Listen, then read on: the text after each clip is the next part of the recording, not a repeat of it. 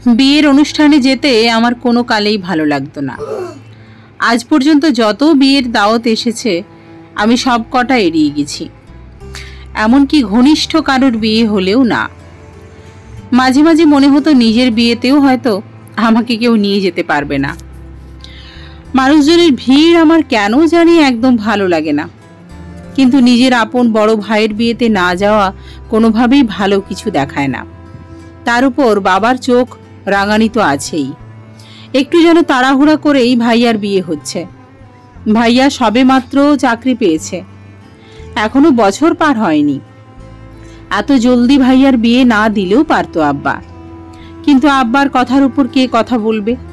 তিনি যা একবার ভেবে বসবেন তাই হবে। আমরা খুব বেশি জানিও না ভাইয়ার বিয়ে কোথায় হচ্ছে। বাবার পছন্দ নাকি বেশ ভালো জায়গায়, প্রভাব প্রতিপত্তি আছে। তাড়াহুড়ো করে আমাকে আর ভাইয়াকে ডেকে আনা হয়েছে ঢাকা থেকে। ভাইয়াকে নিয়েই মেয়ে দেখতে গিয়েছিল। সেই দিনই বিয়ের তারিখ ঠিক করে এসেছে আব্বা। আমি অবশ্য আমার পরীক্ষা বলে কাটাতে চেয়েছিলাম, পরে মনে হলো থাক, কি আর হবে, কুরবানি তো ভাইয়ার হচ্ছে, আমি না হয় দূর থেকেই দেখলাম। তাছাড়া তার দুঃসময়ে যদি আমি তার ভাইয়ের পাশে না থাকি তাহলে আর কে থাকবে?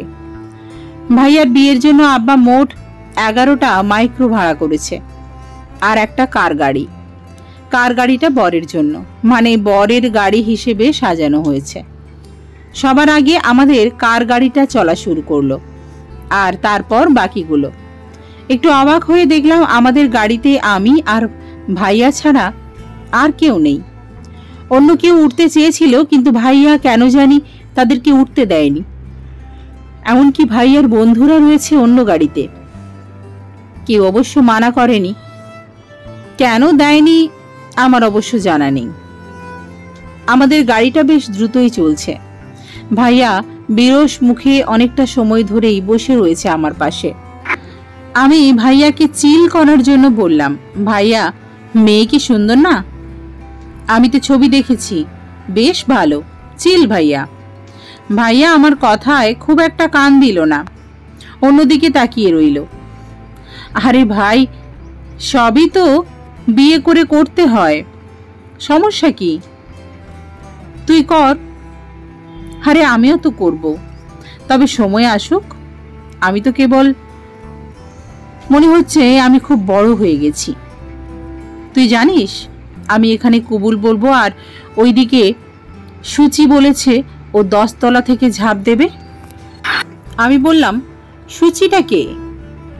আমার কলিগ, একই সাথেই পড়তাম, এখন একসাথে চাকরি করি। আব্বাকে বলেছ? আব্বা শুনতো মনে হয় তোর। তা অবশ্য ঠিক, কি আর করা, better luck next time. Lakh my foot, আমি এই বিয়ে করব না। আমার কেন জানি ভাইয়ার জন্য একটু মায়া হলো, কিন্তু মায়া হলেও কিছু করার নেই। এখানে আমার কিছুই করারও নেই। আব্বার উপরে কথা বলবো এত বড় সাহস আমার বড় ভাইয়েরও হয়নি, আমার কিভাবে হবে? জানি কিছুই হবে না। ভাইয়া কিছুটা গাইগুই করবে, তারপর চুপ হয়ে যাবে। আসলেই এই জন্যই মনে হয় গাড়িতে আর কাউকে উঠতে দেয়নি। আমার সাথে যেন একটু সুখ দুঃখের কথা বলতে পারে। আমি একটু পরেই লক্ষ্য করলাম যে আমাদের গাড়ি বেশ আগে চলে এসেছে, বেশ দ্রুতই চলছে। আমি পেছনে তাকিয়ে দেখলাম আমাদের পেছনের কোনো গাড়িই দেখা যাচ্ছে না। ভাইয়াও আমার দেখা দেখি পেছনে তাকালো। যখনই দেখলো পেছনে কেউ নেই, তখনই ড্রাইভারকে বলল গাড়ি থামাতে। আমি বললাম, থামানোর কি দরকার, স্লো করুক। চুপ থাক, বেশি বুঝবি না। গাড়ি থামাতে না থামাতেই ভাইয়া বের হয়ে গেল, রাস্তা থেকে নেমে গেল নিচে। ভাবলাম হয়তো ভাইয়ার হয়তো বাথরুম পেয়েছে, কিন্তু পরক্ষণেই আমার ভুল ভেঙে গেল। আসলে ভাইয়া রাস্তা থেকে নামছে বাথরুম করার জন্য না, পালানোর জন্য। পালিয়ে যাবে? এতদিন জানতাম মেয়েরা বিয়ের আসর থেকে পালিয়ে যায়, এখন দেখছি ভাইয়া বিয়ের আসর থেকে, না না, ঠিক বিয়ের আসর না, বিয়ের গাড়ি থেকে পালিয়ে যাচ্ছে। খেয়েছে রে ভাইয়া, শোনো ভাইয়া। কিন্তু কে শোনে কার কথা? আমার চোখের সামনেই ভাইয়া গাছপালার ভেতরে আড়াল হয়ে গেল। আমি কেবল অবাক হয়ে তাকিয়ে রইলাম। আমার তখনই মনে হলো, খেয়েছে রে, এখন কি হবে? আমার আব্বা তো ভাইয়াজানকে একদম খুন করে ফেলবে, সাথে আমারও খবর আছে। আমিও কি পালাবো ভাইয়ার পিছু পিছু? না, থাক, আমি দাঁড়িয়ে থাকি। আব্বার মাথা নিশ্চয়ই খারাপ হয়ে যাবে। অবস্থা বেগতিক দেখলে তখন দৌড় মারা যাবে। 5 মিনিটের ভেতরেই গাড়ির বহর দেখা গেল। আমি দূর দূর মন দিয়ে অপেক্ষা করতে লাগলাম। অনেকদিন আব্বার রাগের সামনে পড়তে হয়নি, এখন হবে। না, পরীক্ষার অজুহাত দিয়ে না আসলেই ভালো হতো, এই ঝামেলার ভেতরে পড়তে হতো না। ভাইয়ার নামে হুলিয়া জারি হয়েছে। তাকে যদি বাড়ির আশেপাশে দেখা যায়, যেই দেখবে সেই যেন নিজ দায়িত্বে তাকে প্যাদানি দেয়, এবং সেই সাথে তার সাথে পরিবারের সকল সদস্যদের দেখা সাক্ষাৎ এবং কথাবার্তা বলার উপরেও নিষেধাজ্ঞা জারি করেছে।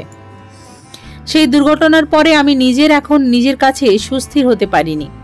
তার ভেতরে ভাইয়ার ফোন এসে হাজির। আপু, কোথায় রে তুই? ঢাকা এসেছিস? এক কাজ কর, আজকে সন্ধ্যার দিকে আয়, দেখা করি। একটু মেজাজ খারাপ হলো। আমি আর ভাইয়া একসাথে ঢাকায় প্রায় 3-3.5 বছর, কিন্তু আমরা একসাথে থাকি না। আমার কেন জানি তার সাথে থাকতে ভালো লাগে না। আমি একাই থাকতে ভালোবাসি। ভাইয়াও সেরকম, খুব দরকার না পড়লে সে আমাকে ফোন করে না। এমনি এমনি দেখা করার তো প্রশ্নই আসে না। আর আজকে বলছে আয় দেখা করি। অবশ্য তার অকর্মের জন্য যে দুর্ঘটনা ঘটেছে, সেই জন্য হয়তো সরি ফিল করছে। একবার ভাবলাম যে বলি, আমার কাজ আছে, কিন্তু বললাম না। ভাইয়া বলল, সুচিও দেখা করতে চাইছে তোদের সাথে। তোদের মানে? আরে তুই আর মিমের সাথে। মেয়েটার নাম মিম তো? মিমের নাম আমি ঠিকমতো জানি না, ভাইয়া দেখি ঠিকঠাকই জানে। আর জানবেই বা না কেন, ভাইয়ার সাথেই তো বিয়ে হতে যাচ্ছিল, যাকে রেখেই সে পালিয়ে গেছে। আমি কি বলবো খুঁজে পেলাম না। মিম তো তোর ভার্সিটিতেই পড়ে, তাই না? ওকে ফোন করে দে। আর কিছু না বলে ফোন রেখে দিল। আমি মিমকে ফোন দিলাম না, কেবল একটা মেসেজ করে দিলাম। বাসা থেকে আসার পর মিমের সাথে আমি একদিনও কথা বলিনি, বলতে পারিনি।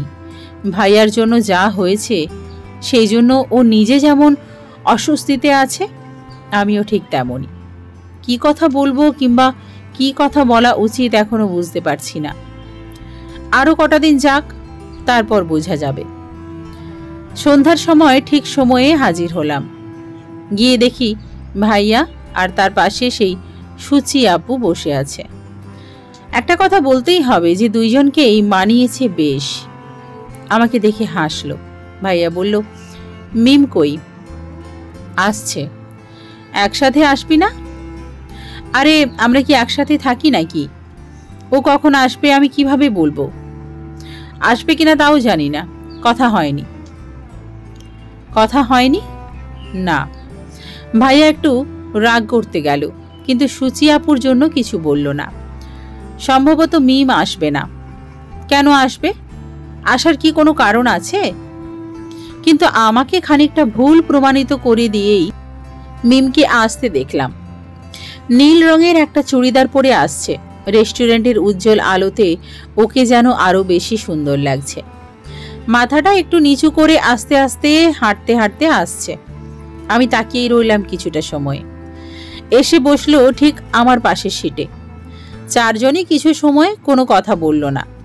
আসলে কেউ কোনো কথা শুরু করতে পারছে না। কি বলবে, কিভাবে বলবে কেউ জানে না। সুচি আপুই সবার আগে কথা বলল। আমাদের ভেতরেই সেই মোটামুটি খানিকটা নির্ঝাট, অথচ সব ঝামেলা তাকে নিয়েই বেঁধেছে। তো মিম, তোমার কি খবর? মিম খুব আস্তে করেই বলল, ভালো। মিমের কণ্ঠস্বর এই প্রথম আমি শুনলাম। ওই দিন একটা বারের জন্য আমি শুনতে পারিনি। ভাইয়া বলল, দেখো, আমি আজকে তোমাকে তোমাদের ডেকেছি সরি বলার জন্য। সব রকম ঝামেলায় আমাদের ফেলে এখন সরি? তুই যদি আমার থেকে ছোট হতিস, আজকে তোর খবর ছিল। তারপর দুজন মিলে আমাদেরকে আরও অনেক কথা বললেন, তাদের কিভাবে পরিচয়, কিভাবে কি সব কিছু। আমরা দুজনেই বলতে গেলে চুপ করে শুনে গেলাম, কোনো কথার ভেতরে গেলাম না। যখন রেস্টুরেন্ট থেকে বের হলাম তখন প্রায় 10টা বেজে গেছে। ভাইয়া বলল ওকে হলে রেখে আসতে, না বললেও আমি ওর সাথে যেতাম এমনিতেও। এর আগেও রাতে আমি রিক্সা করে এই রাস্তা দিয়ে গিয়েছি এবং পাশে একটা মেয়ে তখনও ছিল, কিন্তু আজকে কেন জানি অন্যরকম লাগছে। লাগার কথা নয়, আবার হয়তো কথাও।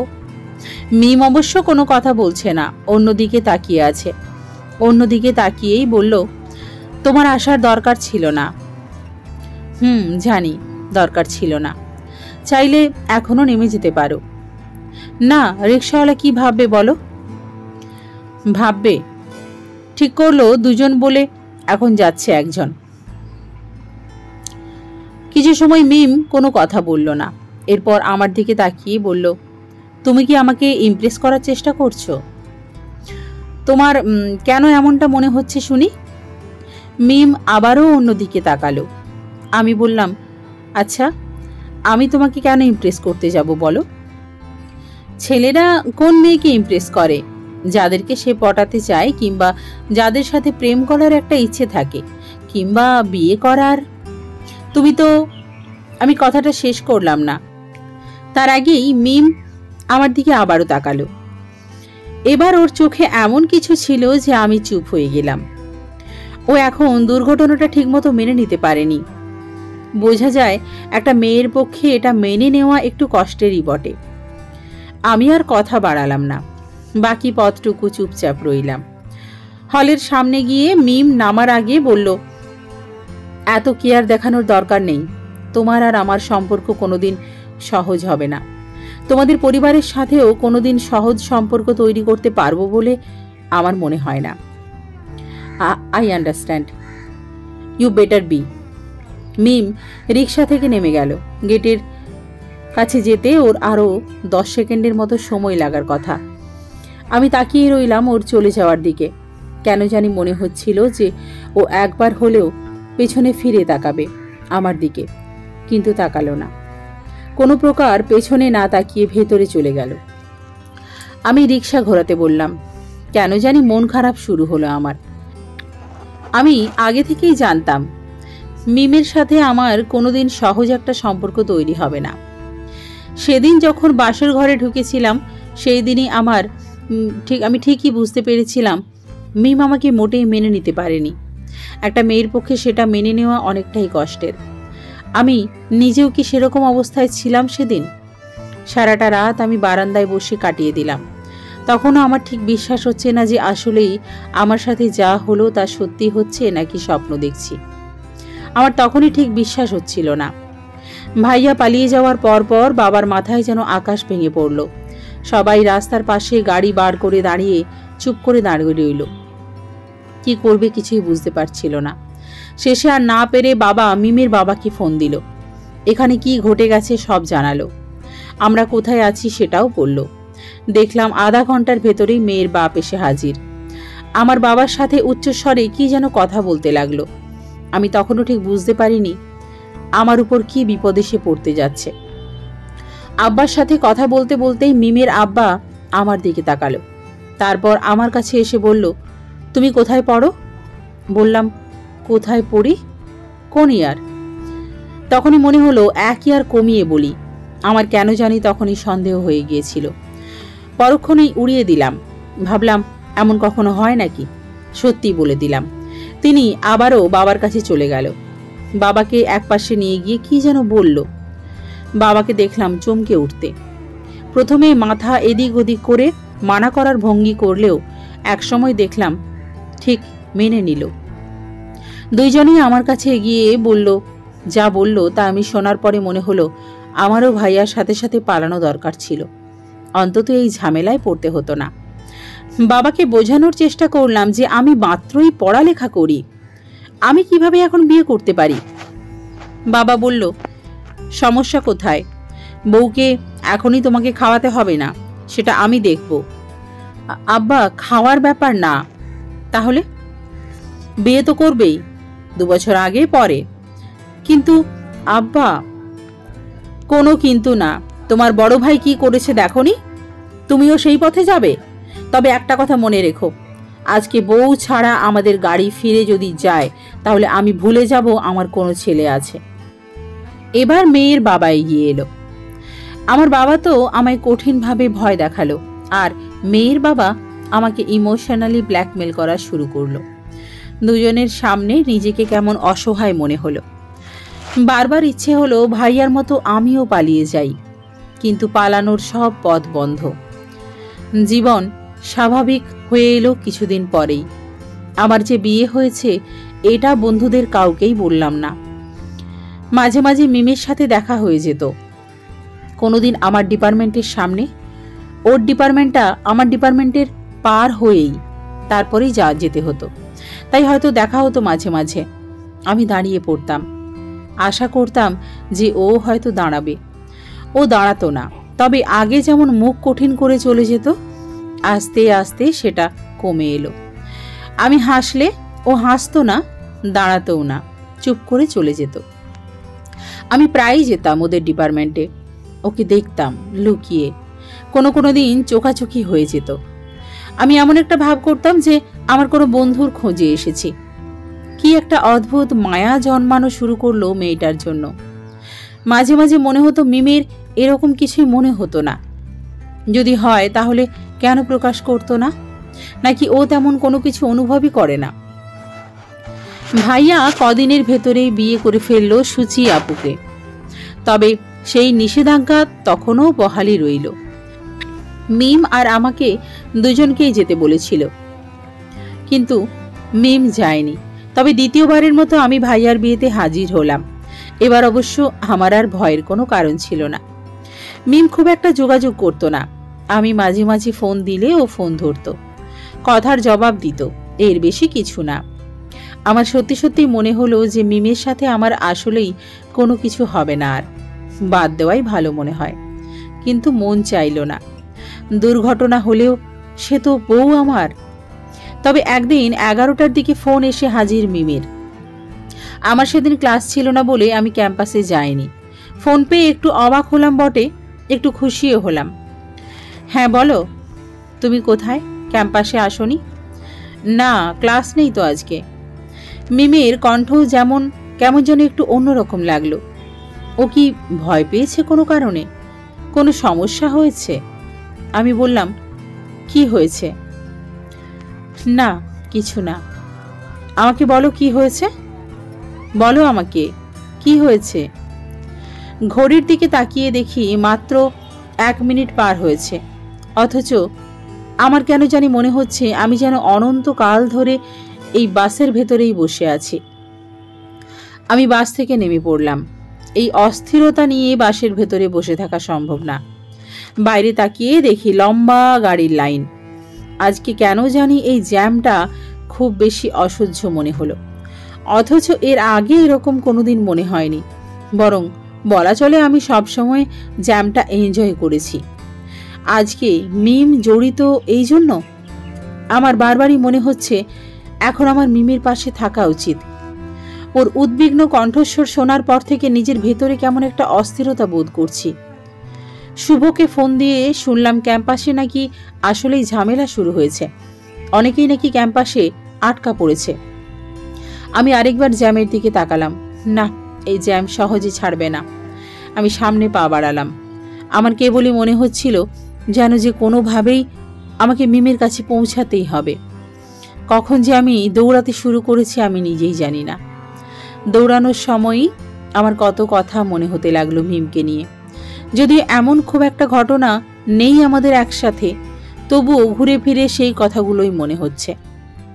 সপ্তাহখানেক আগের কথাই, সকালবেলা ঘুমিয়েছিলাম, তখনই একটা আননোন নাম্বার থেকে ফোন এসে হাজির। রিসিভ করতেই বুঝতে পারলাম মিমের বাবা। উনি ঢাকায় এসেছেন কাজে, আমার সাথে দেখা করতে চান। ঘুম টুম ফেলে রেডি হয়ে গেলাম। ভেবেছিলাম মিম হয়তো আগে থেকেই সেখানে থাকবে, কিন্তু উনি একাই ছিলেন। আমাকে নিয়ে বিভিন্ন জায়গায় গেলেন। প্রথম একটু কেমন কেমন লাগছিল, পরে অবশ্য সেটা কেটে গেল। দুপুরের দিকে মিমের হলের সামনে গিয়ে ওকে নিচে আসতে বললাম। মিম যখন নিচে আসলো, তার বাবাকে দেখে একটু অবাক হলো। বিশেষ করে তার বাবা ঢাকায় এসে তার আগে আমার কাছে গেছে, এটাই মিমের কাছে একটা বিস্ময়ের কারণ ছিল। এটা অবশ্য আমার নিজের কাছেও বিস্ময়ের কারণ ছিল। আসলে মেয়েরা বাবাদের কাছে মনে হয় এমনিভাবেই তাদের মেয়ের জামাইয়েরা গুরুত্বপূর্ণ হয়ে ওঠে। আর আদরের মেয়েকে যে মানুষটা দেখে রাখবে সেই মানুষটা বাবাদের কাছে এমনিতেই গুরুত্বপূর্ণ হয়ে উঠবে, এটাই স্বাভাবিক। প্রিয়র থেকে একটা ভরসার স্থান হয়। বাবারা কেবল এটাই ভাবে যে তার অবর্তমানে তার মেয়েকে এই ছেলেটা ঠিকঠাক দেখে রাখবে, মেয়ের বিপদে তাকে আগলে রাখবে, ঠিক যেমনটা এতদিন বাবারা রেখেছিলেন। আমাদেরকে নিয়ে উনি এরপর বসুন্ধরা নিয়ে গেলেন।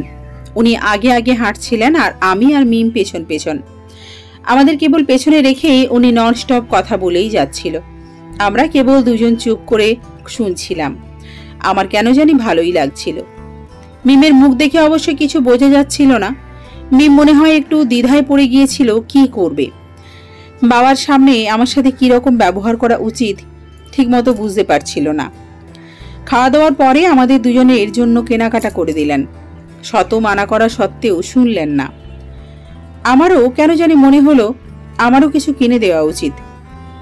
বাড়ির জামাইয়েরা শ্বশুরের জন্য উপহার কিনে নিয়ে যায় তো, যদি সেটা স্বাভাবিক পরিস্থিতিতে, কিন্তু তবুও মনে হলো কিছু কিনে দেওয়া উচিত। একটা পাঞ্জাবি কিনে দিলাম, কিন্তু সেটা কেনার মতো টাকা পকেটে নেই। মিমের কাছে চাইবো? একবার মনে হলো দরকার নেই, আর একটু কমের ভেতরে দেখি। পরে মনে হলো মিমকে বলেই দেখি। মিমের কানের কাছে মুখ নিয়ে বললাম, 1000 খানেক টাকা হবে তোমার কাছে? একটু বিস্ময় নিয়ে আমার মুখের দিকে তাকিয়ে বলল, কেন? আবার জন্য একটা পাঞ্জাবি দেখেছি, আমার পকেটে এত টাকা নিয়ে বের হয়নি। তোমার কাছে থাকলে আপাতত ধার দাও, কাল ক্যাম্পাসে দিয়ে দেব। মিমের মুখের ভাবটা একটু পরিবর্তিত হতে দেখলাম। তারপর ব্যাগ থেকে একটা নোট বের করে দিয়ে বলল, ফেরত দিতে লাগবে না। আমি যখন মিমের আব্বাকে নিয়ে গেলাম পাঞ্জাবির কাছে, উনি তো কিছুতেই নেবেন না। বারবার বলতে লাগলেন যে তুমি মাত্র পড়াশুনো করো, তুমি টাকা কোথায় পাবে? এক পর্যায়ে মিম আমাদের কাছে এসে বলল, আব্বু নাও, ও যখন দিতে চাচ্ছে। মিমের চেহারার দিকে তাকিয়ে কেন জানি অন্যরকম লাগলো, আনন্দময় অনুভূতি। মিমের আব্বা খুবই খুশি হলেন, সেই সাথে মিমও নিশ্চয়ই খুশি হয়েছে। আমি যখন ক্যাম্পাসে পৌঁছালাম তখন কেবলই মনে হচ্ছিল আমি এখনই হার্ট ফেল করে মারা যাব। এর আগে এত লম্বা সময়ে আমি একটানা দৌড়াইনি। আধা মিনিট মুখ হাঁ করে দম নিলাম কেবল। তারপর আবার দৌড়াতে শুরু করলাম ওর ডিপার্টমেন্টের দিকে। তখনও আওয়াজ পাওয়া যাচ্ছে গন্ডগোলের। ওদের ডিপার্টমেন্টের সামনে অনেক পুলিশ দাঁড়িয়েছিল। আমাকে দেখেই আটকালো। আপনি এখন ভেতরে যেতে পারবেন না। আমি বললাম, দেখুন আমার স্ত্রী ভেতরে আছে, আমাকে ভেতরে যেতেই হবে। আপনার স্ত্রী? জি। পুলিশ সাহেব কিছু সময় আমার দিকে তাকিয়ে রইল সরু চোখে। কথাটা ঠিক যেন বিশ্বাস হচ্ছিল না তার। অনেকেরই অবশ্য বিশ্বাস হবে না, হওয়ার কথাও না। পুলিশের পেছন দিয়ে ডিপার্টমেন্টের গ্রিলের দিকে তাকিয়ে দেখি সেখানে মিম এসে দাঁড়িয়ে। আমি হাত দিয়ে মিমকে দেখালাম। পুলিশ দেখে কি যেন ভাবলো, তারপর আমাকে ভেতরে যেতে দিল। আমি যখন বারান্দায় এসে দাঁড়ালাম তখন মিম এসে বলল, তুমি এরকম হাঁপাচ্ছ কেন? আমি কোনো কথা না বলে কেবল দম নিতে লাগলাম। মিম আবার বলল, শাহবাগ থেকে দৌড়ে এসেছ? কিচ্ছু বললাম না, হাঁ করে তখনও দম নিচ্ছি। কয়েক মুহূর্ত পরে মিমের চোখে একটা বিস্ময় দেখলাম। ও অবাক হয়ে বলল, তুমি মোহাম্মদপুর থেকে দৌড়ে এসেছ? নিচু স্বরে বললাম, জ্যাম ছিল রাস্তায় খুব। তখনই আমি মিমের চোখে কিছু একটা দেখলাম। কি দেখলাম আমি নিজেই জানি না। ও আমাকে টেনে নিয়ে গেল একটা ক্লাসরুমের ভেতরে, ফ্যানের নিচে বসালো। এরকম পাগলামো কেউ করে? যদি কোনো দুর্ঘটনা ঘটতো? কি ঘটবে? আশ্চর্য, মানুষ টানা এত লম্বা সময় দৌড়াতে পারে অভ্যাস না থাকলে। কপট রাগের চোখে সে আমার দিকে তাকিয়ে আছে। তবে এই রাগটা কেন জানি আমি ঠিক অন্য রাগের সাথে মেলাতে পারলাম না। এর আগের রাগের সংজ্ঞা ভিন্ন, আরো ঘণ্টাখানেক পরে পরিস্থিতি শান্ত হলে ওকে নিয়ে বের হলাম। হলে পৌঁছে দিয়েই যখন রিক্সা নিয়ে রওনা দিয়েছি, তখন যতবার পেছন ফিরে তাকালাম দেখিও গেটের কাছেই দাঁড়িয়ে আছে। কেন জানি ভালো লাগলো। মনে হচ্ছিল যে কিছু একটা পরিবর্তন হচ্ছে, ওর ভেতরেও, আমার নিজের ভেতরেও। সন্ধ্যার দিকে মিম আবার নিজেই আমাকে ফোন দিল। একটা ঝামেলা হয়ে গেছে। কি? ক্যাম্পাসের ঝামেলার জন্য কর্তৃপক্ষ হল ভ্যাকেন্ট করার নির্দেশ দিয়েছে 9টার ভেতরে। ও আচ্ছা, সমস্যা নেই, তুমি ব্যাগ গুছিয়ে নাও, আমি তোমাকে বাস স্ট্যান্ডে দিয়ে আসছি, সমস্যা নেই। এই রাতের বেলা? চাইলে আমি তোমার সাথে যেতে পারি। আমার পক্ষে এখন ঢাকা ছাড়া সম্ভব না। তুমি জানো না আমি একটা টিউশনি করি। ও, তাহলে?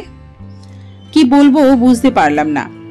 নিজের মনের ভেতরে একটা কথা বলার ইচ্ছে করছিল, কিন্তু বলতে সংকোচ হচ্ছিল। আমি বললাম, তোমার না একটা মামার বাসা কোথায় আছে, ওখানে দিয়ে আসবো? ওখানে আমি যাই না। কোনো বন্ধুর বাসা? না। একবার মনে হলো বলেই ফেলি, তারপর মনে হলো না থাক, দরকার নেই, কোনো দরকার নেই। কি মনে করে বসবে তারপর? এমনিতেই একটু আশার আলো দেখা যাচ্ছে, এর ভেতরে আবার ঝামেলা বাঁধানোর দরকার নেই। আরেকবার মনে হলো না, একটাবার বলেই দেখা যাক না কি হয়। আমি ক্ষীণ কণ্ঠে বললাম, আমি এখানে একাই থাকি, রুমটা যদিও একটু ছোট, তবে দুজনের থাকতে কষ্ট হবে না। আমার এখানে আসবে? ওপাশ থেকে কোনো উত্তর এলো না। আমি অপেক্ষা করতে লাগলাম। একবার মনে হলো বলে কি ভুলই করলাম, ও যদি আবার রেগে যায়। কেমন যেন অদ্ভুত লাগছিল নিজের কাছেই যে মিম আসলেই আমার সাথে যাচ্ছে, একই রিকশায় করে আমার বাসায় থাকার জন্য। হলের গেট দিয়ে যখন বেরিয়ে এলো তখনও ওর দৃষ্টিটা নিচের দিকে ছিল। একটু যেন লজ্জা পাচ্ছিল আমার সাথে যাওয়ার জন্য, কিংবা অন্য কিছু হবে হয়তো। আমাকে দেখে একটু হাসলো। প্রত্যুত্তরে আমিও হাসলাম। ব্যাগটা হাতে নিয়ে যখন রিকশায় উঠলাম, মিম প্রথমেই বলল, আব্বু ফোন দিয়েছিল? সন্ধ্যার দিকে দিয়েছিল। আমি তখন কেবল বাইরে বের হওয়ার জন্য প্রস্তুতি নিচ্ছি, তখন ফোনটা এসে হাজির। আমি নাম্বারটা দেখেই তাড়াতাড়ি রিসিভ করে সালাম দিলাম। শুনলাম ওদের নাকি হল ভ্যাকেন্টের নির্দেশ দিয়েছে। জি। তুমি কি ওকে বাসায় রাখতে আসতে পারবে? না, মানে ও এখন ঢাকা ছাড়তে চাইছে না, ওর নাকি কি কাজ আছে ঢাকায়। তাহলে? কয়েক মুহূর্ত কি বলবো ঠিক খুঁজে পেলাম না। একবার মনে হলো বলি, আরেকবার মনে হলো না বলি। একটু যেন সংকোচও লাগছিল বলতে।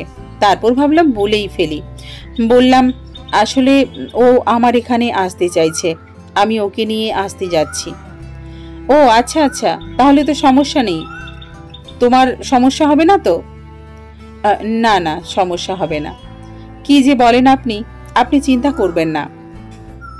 আরে আমার আর চিন্তা কি, তুমি আছো না ওর পাশে।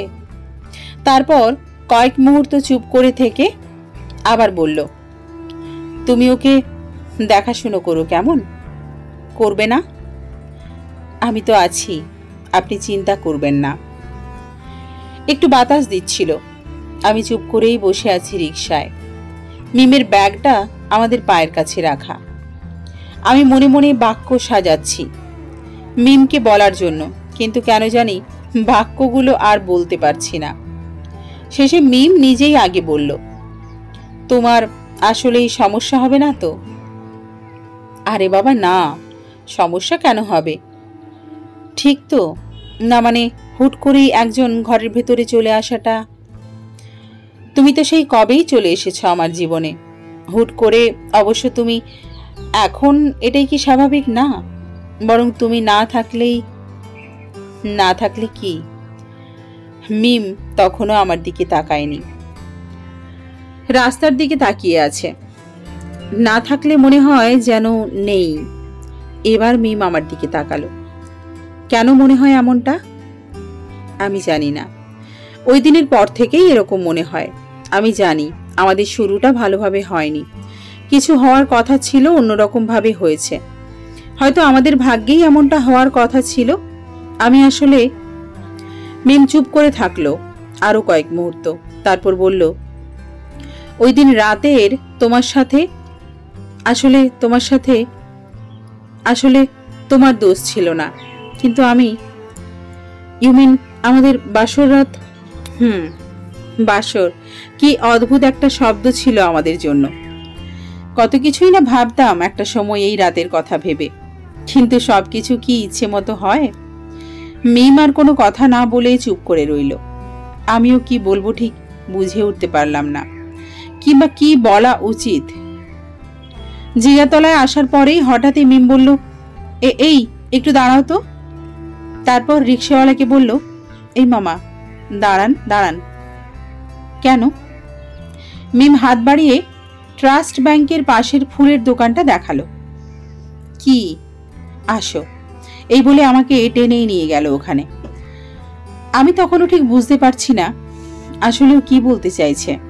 এত রাতে ফুলের দোকান দিয়ে কি করবে?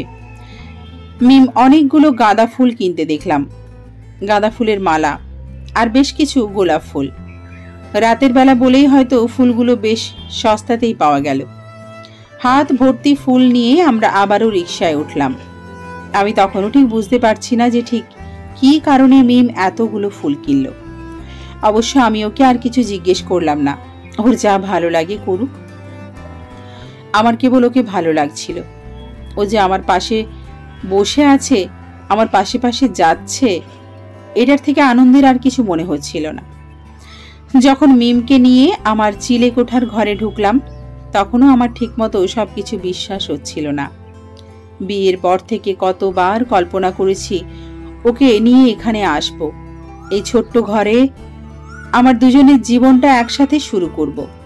তারপর পড়ালেখা শেষ করে আমরা যখন দুজনেই চাকরি করব, তখন একটা বড় বাসা নিব। এতদিন সেটা কেবল কল্পনাই ছিল। এমনকি আমি কোনোদিন ভাবিনি যে মিম কোনোদিন আমার এই ঘরে আসবে। মিম ঘরে ঢুকতেই কিছু সময় চারিদিকে তাকালো। আমি অবশ্য যাওয়ার আগেই যথেষ্ট পরিমাণ গুছিয়ে রাখার চেষ্টা করেছিলাম, কিন্তু কতটুকু হয়েছে কে জানে। মিম বলল, বাহ, বেশ গোছালো তো তুমি। এই আর কি, ঘোড়ার ডিম। আমি আসার আগে গুছিয়েছ তাই না? আমি হাসলাম। মিম ঠিক ঠিক বুঝে ফেলেছে। ফুলগুলো বিছানার উপরে রেখে বসলো বিছানার উপরেই। আমি ব্যাগটা নামিয়ে রেখে চেয়ারের উপর বসলাম। বললাম, পছন্দ হয়েছে তো ঘর? বলা যায়। যাক, এখন আপাতত চললেই হবে, পরে দেখা যাবে। শোনো, রাতে কি খাবো? রান্না হবে নাকি বাইরে থেকে? তুমি যা বলো। বাইরে থেকে রান্না করতে চাইলে সেটারও ব্যবস্থা আছে। আজকে রান্নার সময় নেই। ঠিক আছে, অনেক কাজ বাকি আছে। তুমি বাইরে থেকে কিছু নিয়ে এসো, আমি ততক্ষণে দেখি তোমার ঘরের কি করা যায়। আমি বাইরে চলে গেলাম। ঘড়ির দিকে তাকিয়ে দেখি তখন সবেমাত্র 10টার মতো বাজে। মিম আরো কিছু কিনতে দিল আমার কাছে। যখন ফিরে আসলাম তখন আমার জন্য আসলেই অন্য কিছু একটা অপেক্ষা করছিল। তাকিয়ে দেখি এরই ভেতরে মিম অনেকটাই ঘরের চেহারাটা পাল্টে ফেলেছে। বিছানার চাদরটা পাল্টানো হয়েছে, সেই সাথে এদিক ওদিকে কিনে আনা ফুলগুলো দিয়ে সাজানো হয়েছে। এরই ভেতরে মিম এত সব কিভাবে করলো ঠিক বুঝলাম না। আমাকে দেখে মিম বলল, কই, মোমবাতি নিয়ে এসেছো? আমি মোমগুলো ওর হাতে দিলাম। ও সেগুলো নিয়ে বিছানার ঠিক সামনে সাজিয়ে রাখলো। আমি ওকে বললাম, কি করছো? কেন, পছন্দ হচ্ছে না? না মানে আমি ঠিক বুঝতে পারছি না। মিম আমার দিকে তাকিয়ে বলল, সেদিনের ভুলটা শুদ্ধি করার চেষ্টা করছি। আমাদের বিয়ে তো হয়েছে ঠিকই, কিন্তু একটা চমৎকার বাসর রাত আসেনি। হোপ আজকে কিছুটা হলেও সেটা পূর্ণ হবে। মানে? আমি কেবল অবাক বিস্ময়ে তাকিয়ে রইলাম মেয়েটার দিকে। এই মেয়েটা একটু আগে কি বলল? বাসর? সত্যি? মিম এবার আমার কাছে চলে এলো, একেবারে কাছে। এতদিনে এত কাছে সে আসেনি কখনো। ওই দিন আব্বুর সাথে তোমাকে দেখে আমার কেন জানি অন্যরকম লাগলো। আমার বাবা তোমাকে পেয়ে কেমন জানি নিশ্চিন্ত হয়ে তাকিয়েছিল। বিশেষ করে তুমি যখন আব্বুর জন্য পাঞ্জাবিটা কিনছিলে, আব্বুর চোখে অদ্ভুত একটা আনন্দ দেখতে পেয়েছিলাম। আমি ঠিক জানি না এটা আমি কিভাবে তোমাকে ব্যাখ্যা করব। এত ভালো লাগছিল দৃশ্যটা দেখে। ওই দিনই তোমাকে কেন জানি পছন্দ হয়ে গেল খুব। কিছুটা সময় নীরবতা, তারপর মিম আবারও বলতে শুরু করলো, আমি তোমার সাথে শুরু থেকেই খারাপ ব্যবহার করেছি, কিন্তু বোঝার চেষ্টা করিনি যে যা হয়েছে তাতে তোমার কোনো দোষ নেই। এত খারাপ লাগা শুরু করলো নিজের কাছে। তারপর আজকে তোমাকে এভাবে দৌড়ে আসতে দেখে আমার যত রাগ, যত অভিমান ছিল সবকিছু। দুপুরে ওই তখনই তোমাকে খুব করে জড়িয়ে ধরতে ইচ্ছে করছিল। আমি আর কি বলবো ঠিক বুঝলাম না, আর কি বলা উচিত তাও ঠিক বুঝতে পারলাম না। তারপর নিজের ব্যাগ থেকে একটা প্যাকেট বের করে আমার দিকে বাড়িয়ে দিল। কি এটা? পাঞ্জাবি? আমার জন্য? কি গাধার মতো প্রশ্ন।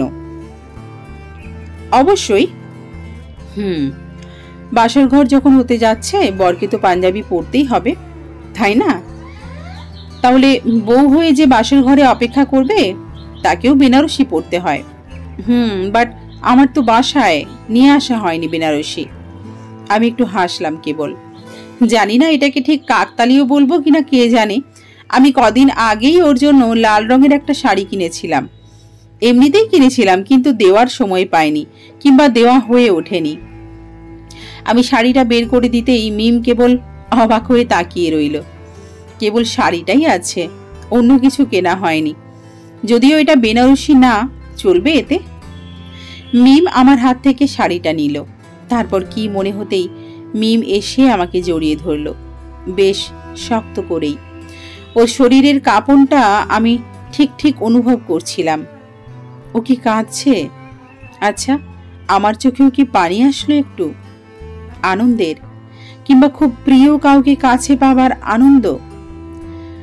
পরিশিষ্ট এতদিনের পরিচিত ঘরটা হঠাৎ করেই কেমন অপরিচিত লাগছে আমার কাছে। ঘরের লাইট অফ করে দেওয়া হয়েছে। সেখানে একটা ডিম লাইট জ্বলছে। দুই পাশে দুই জানালা খোলা। যদিও এখন শীতকাল না, তবে আসবে আসবে করছে। একটু ঠান্ডা বাতাস আসছে ঘরে। খাট থেকে একটু দূরে মেঝেতে বেশ কয়েকটা মোমবাতি জ্বালানো হয়েছে। বাতাসে সেগুলো কাঁপছে, আর পুরো ঘরের চেহারা ক্ষণে ক্ষণেই বদলাচ্ছে। মিউজিক প্লেয়ারে মৃদু স্বরে গান বাজছে। এক কথা সব মিলিয়ে এর থেকে চমৎকার আর কিছু হতে পারে না। আমি দরজা ঠেলে ঘরে ঢুকতেই বিছানার দিকে চোখ গেল।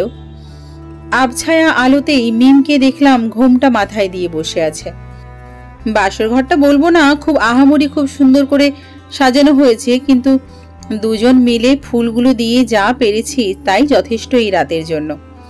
আমার কাছে কেবল মনে হলো এর থেকে চমৎকার আসলেই এই রাতের বেলা আর কিছু হতে পারে না। আমি ধীর পায়ে এগিয়ে গেলাম খাটের দিকে। একটু নার্ভাস হয়তো, আনন্দময় দ্বিধা নিশ্চয়ই মিমের ভেতরেও কাজ করছে। আমি খাটের উপর বসতেই মিম একটু নড়ে উঠল। আস্তে করে ওর ঘোমটাটা ওঠালাম ওপরে। মোম আর ডিম লাইটের আলোতে মিমের লজ্জা মিশ্রিত চেহারা দেখে মনে হলো এতদিন ধরে যে দিনটার অপেক্ষা করছিলাম সেটা চলে এসেছে, একদম আমার সামনে এসে হাজির। আর কিছুই হয়তো দরকার নেই। মিম একটু হাসলো, তারপর বলল, বউ পছন্দ হয়েছে তো? আমি কেবল তাকিয়েই রইলাম। প্রথমবার যখন আমি বাসর ঘরে ঢুকেছিলাম তখন কি ভেবেছিলাম, আমার জীবনে আসলেই এমন একটা দিন আবার ঘুরে আসবে। সেদিন যে মেয়েটা আমার থেকে মুখ ঘুরিয়ে শুয়েছিল অন্যদিকে, আজকে আমার দিকে তাকিয়ে আছে ভালোবাসার চোখে। সামনের দিনগুলোর স্বপ্ন নিয়ে আমি মিমের হাত ধরলাম। তারপর বললাম, আমাদের শুরুটা হয়তো ভালোভাবে হয়নি, কিন্তু শেষটা সব থেকে সুন্দর হবে। সুন্দর হবে এর মাঝের একসাথে পথ চলাটা। প্রতিটি বসন্ত এভাবে তোমার হাতে হাত রেখে চলা, আই ক্যান গ্যারেন্টি। মিম কেবলই হাসল। সেই হাসিতেই বলে দিচ্ছে যে আমার কথা তার বিশ্বাস হয়েছে। আসলেই আমাদের সামনের দিনগুলো সব থেকে সুন্দর হতে যাচ্ছে, যার সূচনা আজকে এখান থেকেই।